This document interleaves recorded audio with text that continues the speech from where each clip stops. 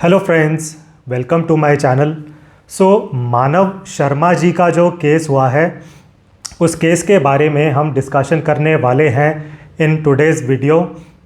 तो Manav Sharma ji TCS company में काम कर रहे थे in Mumbai as a manager and पिछली 24 फरवरी को ही कमिटेड सुसाइड। एंड सुसाइड करने से पहले उन्होंने एक वीडियो भी शूट करी थी। उस वीडियो में उन्होंने बताया है कि उनकी वाइफ के अफेयर्स रहे थे, इसलिए वो काफ़ी परेशान थे। एंड जो इंडिया में मेन के अगेंस्ट जो डिवोर्स लॉज हैं, उनका भी एक बहुत बड़ा फैक्टर था इन मानव शर्मा जी कमिटिंग सुसाइड। अब देखिए, अब उस वीडियो में उन्होंने ये भी बताया है कि he was very very lonely and वो काफ़ी प्रताड़ना फेस कर रहे थे from his wife, so he took this drastic step. अब देखिए, एक सिमिलर केस पिछले साल 9 दिसंबर को भी हुआ था अतुल सुभाष जी का। तो इन दोनों केसेस में काफ़ी सिमिलैरिटीज़ रही हैं अनफॉर्चुनेटली। अब देखिए, अतुल सुभाष जी को या फिर मानव शर्मा जी को हम वापस तो नहीं लेकर आ सकते हैं, बट मैं ये ज़रूर इंश्योर करूँगा कि एटलीस्ट मेरे जो व्यूअर्स हैं उनके साथ कभी ऐसा ना हो इन देयर लाइफ। तो यहाँ पर मैं आपको कुछ बहुत ही इम्पॉर्टेंट पॉइंट्स बताने वाला हूँ एंड सभी इंडियन मेन के लिए ये वीडियो बहुत ही इम्पॉर्टेंट रहने वाला है। इनफैक्ट आप में से जो लोग ऐसा भी डिसाइड कर चुके हैं कि we will never get married, उनके लिए भी ये वीडियो बहुत इम्पॉर्टेंट रहेगा। रिक्वेस्ट ये रहेगी कि इस वीडियो को आप एंड तक ज़रूर देखें, ये मेरी आपसे एक रिक्वेस्ट रहेगी। एंड देखिए, मानव जी ने उस वीडियो में ऐसा कहा है, ऐसी अपील करी है to the authorities, to the government कि भाई अगर ऐसा चलता रहेगा फिर तो कोई आदमी नहीं बचेगा। एंड ये सुनकर काफ़ी ज़्यादा बुरा लगा। तो आई थिंक मेरी रिस्पॉन्सिबिलिटी बनती है कि मैं कुछ इम्पॉर्टेंट पॉइंट्स बताऊं अपने सभी व्यूअर्स को, सब्सक्राइबर्स को, ताकि वो अपनी लाइफ में आगे बढ़ते हुए इस सिनेरियो को अवॉइड कर सकें। तो चलिए शुरू करते हैं। तो सबसे पहले तो लॉज की बात कर लेते हैं, डिवोर्स लॉज की बात कर लेते हैं। तो देखिए, हमारी कंट्री में जो डिवोर्स लॉज हैं they are definitely against man. शायद आज से 25-30 साल पहले इतने स्ट्रिक्ट लॉज की रिक्वायरमेंट थी, but of course last 25 years में lot of things have changed. जो सिनेरियो है वो काफ़ी चेंज हो चुका है। तो ये जो लॉज हैं, सेम लॉज तब से चलते आ रहे हैं। तो ये जो लॉज हैं आजकल तो डेफिनेटली इनका बहुत मिसयूज़ किया जा रहा है, क्योंकि इन लॉज में अगर आप देखें तो एक वाइफ तो अपने हस्बैंड की लाइफ को नरक बना सकती हैं, बट हस्बैंड के पास कोई ऐसा प्रोविज़न नहीं है। एंड यहाँ पर मैं ये भी बताना चाहूँगा कि सबसे बड़े कल्प्रिट हैं लॉयर कम्युनिटी के कुछ लोग। तो लॉयर कम्युनिटी के कुछ लोग यहाँ पर बहुत ही बड़े कल्प्रिट हैं। एंड मैं ये नहीं कहूँगा कि सभी लॉयर बुरे होते हैं, सभी लॉयर ख़राब होते हैं, बट काफ़ी ऐसे डिवोर्स लॉयर्स हैं जो इन लॉज का बहुत ज़्यादा फ़ायदा उठा रहे हैं। तो ये जो डिवोर्स लॉयर्स हैं, इन्होंने लोगों की लाइफ में बुरी तरह से चरस घोल रखा है। एंड ये एक्सपेरिमेंट आप पर्सनल लेवल पर भी करके देख सकते हैं।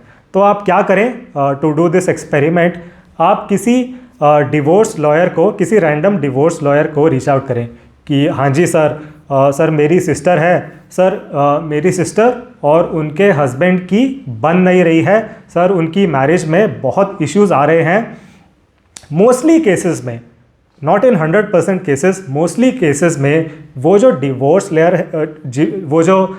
डिवोर्स लॉयर हैं वो जिसे कहते हैं ना, आपके पीछे पड़ जाएंगे कि अच्छा दोनों की मैरिज में इश्यूज चल रहे हैं, एक काम करो उन जीजाजी के अगेंस्ट आप केस डलवा दो फ्रॉम योर सिस्टर, एंड फिर देखना आपके जीजाजी आपकी सिस्टर को 2 करोड़ रुपए भी देंगे, पैसे भी देंगे, माफ़ी भी मांगेंगे, पैरों में पड़ जाएंगे आपके जीजाजी। तो वो जो डिवोर्स लॉयर हैं वो तो ऐसा फिर ठान लेते हैं कि भाई उस हस्बैंड की लाइफ को डिस्ट्रॉय कर देना है, इनकी गृहस्थी को तो डिस्ट्रॉय कर देना है। एंड ऑफ कोर्स बहुत केसेस में ये जो केस होते हैं, ये डिवोर्स केस होते हैं, वो लंबे चल जाते हैं। तो जो लॉयर हैं उनकी फ़ीस तो बढ़ती रहती है, या फिर बहुत केसेस में जो डिवोर्स लॉयर्स हैं वो एक तरह की डील कर लेते हैं कि अच्छा जी जितना पैसा आएगा 10%, 20%, अप टू 50% मेरा। तो इस तरह का एक बुरी तरह से चरस घोल रखा है काफ़ी डिवोर्स लॉयर्स ने। एंड अपने लॉज की ही एट द एंड गलती है। अब लॉज के अंदर इस तरह का एक प्रोविज़न है कि उसका फ़ायदा उठाया जा सकता है, तो बहुत लोग उस प्रोविज़न का फ़ायदा उठा रहे हैं। तो डेफिनेटली जो ये डिवोर्स लॉज हैं दे नीड अ चेंज। तो अपनी गवर्नमेंट जो है, अपनी जो अथॉरिटीज़ हैं, दे नीड टू जागो। Modi ji needs to come back from vacation. And आप में से कुछ लोग सोच रहे होंगे कि इसमें मोदी जी का क्या रोल है। देखिए हमारी कंट्री में अनफॉर्चुनेटली अब सिनेरियो ये हो चुका है, there is just one decision maker. बस मोदी जी जो कह देंगे वो हो जाएगा, बाकी no one is able to take any decision. तो भाई अब तो गवर्नमेंट ने, बीजेपी ने सारे इलेक्शंस क्लीन स्वीप कर लिए हैं। आई थिंक अब गवर्नमेंट थोड़ा टाइम इन लॉस पर भी दे सकती है। मोदी जी कहते रहते हैं कि धर्म खतरे में है, धर्म ख़त्म हो जाएगा। एंड आप सब देख ही रहे हैं कि किस धर्म के लोग ज़्यादा सुसाइड कर रहे हैं ड्यू टू दीज लॉज। तो आई थिंक इन लॉज को ठीक करना विल बी एक्चुअल धर्म की रक्षा करना। तो ये कुछ पर्सनल थॉट्स मैं आपको बताना चाहता था regarding the divorce laws in India. तो देखिए डिवोर्स लॉज का तो कबाड़ा हो चुका है। तो आज की डेट में अगर आप मैरिज कर रहे हैं उससे पहले you have to be ultra careful, you have to be very very careful. तो जो स्पाउस सिलेक्शन का जो प्रोसेस रहता है वो अब बहुत ही ज़्यादा इम्पॉर्टेंट एंड क्रिटिकल हो गया है। तो जैसा कि जनरली मैं अपने वीडियोस में बताता हूँ, स्पाउस सिलेक्शन के दौरान आप सारे क्वेश्चंस अपने पूछें, उनको क्लियर करें, मल्टीपल बार डेट्स पर जाएं एंड पूरी अपनी जिसे कहते हैं सहमति करें कि भाई हाँ मैंने सारे क्वेश्चंस पूछ लिए हैं and I am satisfied here. उसके बाद ही आप अपनी फाइनल डिसीजन मेकिंग करें for marriage. And spouse selection के बारे में मैं काफ़ी वीडियोस भी बना चुका हूँ, उनको आप ज़रूर देखें एंड फॉलो करने की कोशिश करें। तो देखिए अब आज की डेट में अब ये जो सब तरीके हैं डेट्स पर जाना, रेड फ्लैग्स को आइडेंटिफाई करना, अब ये ऑप्शनल नहीं रह गया है, now it is mandatory. Because देखिए होता क्या है, जितनी मेरी डिस्कशंस हुई हैं या कंसल्टेशंस हुई हैं with men who are stuck in bad marriage, mostly and in fact 100% cases में जो हस्बैंड हैं उनके दिमाग में एक रिग्रेट रहता है कि डियर सर, शादी के पहले मुझे गड़बड़ दिखाई दे गई थी in that girl, but sir मेरे अंदर हिम्मत नहीं हुई या मेरे अंदर इतनी समझ नहीं थी to cancel that marriage and sir आज मैं एक बैड मैरिज में फंसा हुआ हूँ। राइट। तो देखिए मैरिज से पहले आपको कोई यहाँ पर रॉकेट साइंस लगाने की ज़रूरत नहीं है। अगर आपका दिमाग, आंखें, कान चल रहे हैं तो आप उन रेड फ्लैग्स को आइडेंटिफाई कर लेंगे। आपके अंदर नेगेटिव वाइब्स, आपके इंस्टिंक्ट्स आपको बता देंगे कि भाई राहुल रुक जा, यहाँ पर आगे मत बढ़ो। तो उन इंस्टिंक्ट्स को आप ज़रूर ट्रस्ट करें। एंड देखिए again recommendation from me would be when it comes to a prospective partner, तो वो जो लड़की है जिससे आप मैरिज करने की प्लानिंग कर रहे हैं, देखिए उसकी लुक्स में आप थोड़ा कॉम्प्रोमाइज़ कर सकते हैं, उसकी सैलरी में भी आप थोड़ा कॉम्प्रोमाइज़ कर सकते हैं, बट उसके कैरेक्टर में, नेचर में, एटीट्यूड एंड बिहेवियर में आप बिल्कुल कॉम्प्रोमाइज़ मत करें। These are the most important things. उस लड़की का character, nature, attitude, behaviour, these are very very important. तो इन चीज़ों में आपको कॉम्प्रोमाइज़ बिल्कुल नहीं करना है। एंड डेफिनेटली अगर उस लड़की की एक तरह की प्रोमिस्क्यूअस नेचर है फिर तो वो तो सबसे बड़ा रेड फ्लैग है। तो जैसा कि मानव जी के केस में हुआ, तो उनकी वाइफ के पहले अफेयर्स रहे थे तो वो जो पहले कांड किए रहते हैं लोगों ने बिफोर मैरिज, वो नहीं भुलाए जाते हैं। वो पूरी लाइफ आपके साथ वो कांड रह जाते हैं एंड बस फिर आप किसी ना किसी की लाइफ को फिर डिस्ट्रॉय ही कर रहे हैं। तो यहाँ पर मेरी तरफ से एक अपील भी रहेगी for all the young people out there. Please request ये रहेगी कि आप एक तरह की जो कैजुअल रिलेशनशिप्स होती हैं उनके चक्कर में मत फंसे, उनके चक्कर में मत पड़े। आपको शायद ऐसा लगेगा कि अच्छा मैं तो कैजुअल रिलेशनशिप कर रहा हूँ, तो मैं किसी का ट्रोल कर रहा हूँ। At the end you are destroying someone's life. आप मतलब पूरी फैमिली की लाइफ डिस्ट्रॉय कर रहे हैं। तो प्लीज़ इन कैजुअल रिलेशनशिप्स में आप बिल्कुल मत पड़ें। Will be an appeal from my side. तो आगे बढ़ते हैं। अब ये जो पॉइंट रहेगा ये रहेगा सोसाइटी के लेवल पर। तो देखिए पूरी सोसाइटी का ये माइंडसेट है कि सारे मैन आयरन मैन होते हैं, मर्द को दर्द नहीं होता, मर्द रो नहीं सकता है। ये आपने बहुत जगह सुना होगा कि अच्छा तुम लड़कियों की तरह रो रहे हो, मर्द को दर्द थोड़ी होता है। अब मानव शर्मा जी के केस में भी कुछ ऐसा हुआ। तो जो उनकी वाइफ हैं वो उनकी सिस्टर को व्हाट्सएप पर मैसेजेस कर रही थी कि अरे वो अकेला है, वो कुछ कर लेगा, वो परेशान है। एंड सिस्टर की तरफ से रिस्पॉन्स क्या आता है कि अरे चिल, वो ऐसा थोड़ी करेगा कुछ। अगेन इसके पीछे माइंडसेट वही है कि अच्छा ये तो मर्द है, मर्द को दर्द नहीं होता है, मर्द थोड़ी परेशान हो सकता है। तो ये एक नॉर्मल सेंटिमेंट एंड माइंडसेट है इन द सोसाइटी कि भाई सारे मर्द तो आयरन मैन होते हैं। तो देखिए ये जो सेंटिमेंट है it definitely needs to change, ताकि जो मैन हैं वो अपने इमोशंस को बाकी लोगों को बता सकें, बाकी लोगों के साथ शेयर कर सकें एंड उससे उनका थोड़ा मेंटल प्रेशर कम हो सके।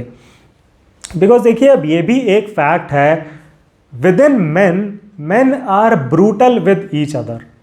अगर कोई लड़का है वो अपने फ्रेंड को बताता है कि डियर फ्रेंड मेरी वाइफ मुझे तंग कर रही है, तो सामने से वो जो फ्रेंड है वो मुंह पर उसकी खिल्ली उड़ा देगा एंड मन में ये सोचेगा कि अरे ये जो लड़का है ना, ये जो राहुल है, ये तो नपुंसक है, इसलिए इसकी वाइफ इसे तंग कर रही है। तो वो जो फ्रेंड है उसकी हेल्प तो क्या करनी थी, वो और उसको डिप्रेशन में पहुंचा देता है। And I think my personal opinion is this is the reason why a men's commission will not work. And ये बिल्कुल ही मैं अपने पर्सनल थॉट्स बता रहा हूँ।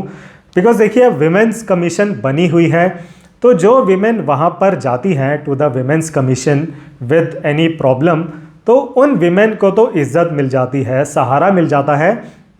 तो women's commission is doing it's job, उनको मैं ब्लेम नहीं करूँगा। बट मुझे तो ऐसा लगता है कि अगर मेंस कमीशन बन भी गया, जो मेन वहाँ पर जाएंगे अपनी प्रॉब्लम लेकर, बाकी मेन उनकी खिल्ली उड़ा देंगे कि अरे अच्छा तुम तो नपुंसक हो, इसलिए तुम्हारी वाइफ ने तुम्हें तंग किया। अब मर्दों को थोड़ी इश्यूज़ होते हैं, मर्द थोड़ी रोते हैं। तो आई थिंक अब ये बड़ा ही अनफॉर्चुनेट सिनारियो है। अगेन ये this is my personal opinion कि शायद men's commission will not work.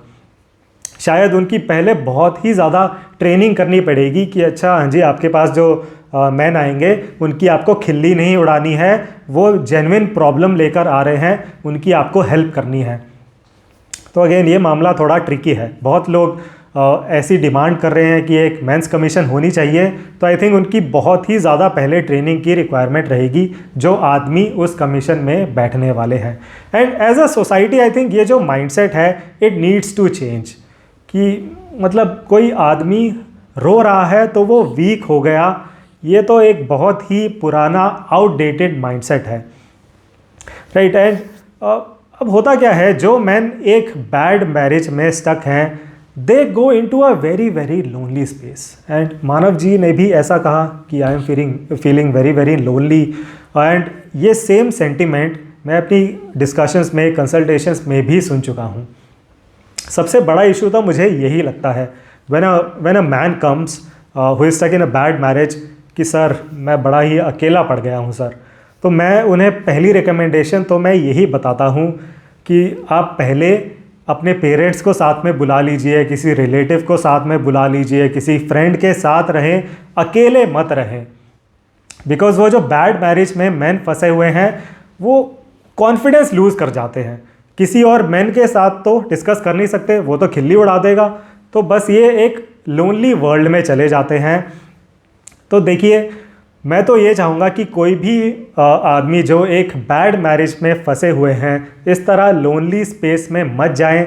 And again मेरी अपील रहेगी आप सबसे, जितने भी लोग मुझे सुनेंगे, जो मेरे सब्सक्राइबर्स हैं एंड बाकी जो व्यूअर्स हैं, देखिए आपकी लाइफ में जो भी बाकी मैन हैं आप उनकी सपोर्ट करने की कोशिश करें when they are undergoing a bad time. If they are stuck in bad marriage, या अगर उनकी लाइफ का एक बुरा टाइम चल रहा है, आप उनकी सपोर्ट करने की कोशिश करें। Definitely man need lot of emotional and mental support. Iron man वो मूवी में ही आयरन मैन होता है, रियल लाइफ में हर आदमी को दर्द होता है, हर आदमी को चोट लगती है, दिल सबके पास है, एट द एंड एक ह्यूमन बॉडी है, उसमें दर्द तो होता है सबके, राइट। तो ये सोसाइटी का जो माइंडसेट है कि भाई मर्द को दर्द नहीं होता, बड़ा ही अनफॉर्चुनेट माइंडसेट है। And I think this mindset is leading to lot of these cases of suicide, कि वो किसी को नहीं बता पाते हैं अपनी प्रॉब्लम, अपने इश्यूज़, एंड बस फिर उन्हें एक ही रास्ता दिखाई देता है।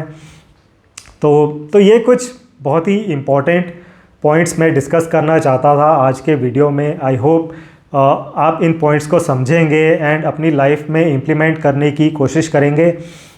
And again thank you very much for watching this video. See you in the next one.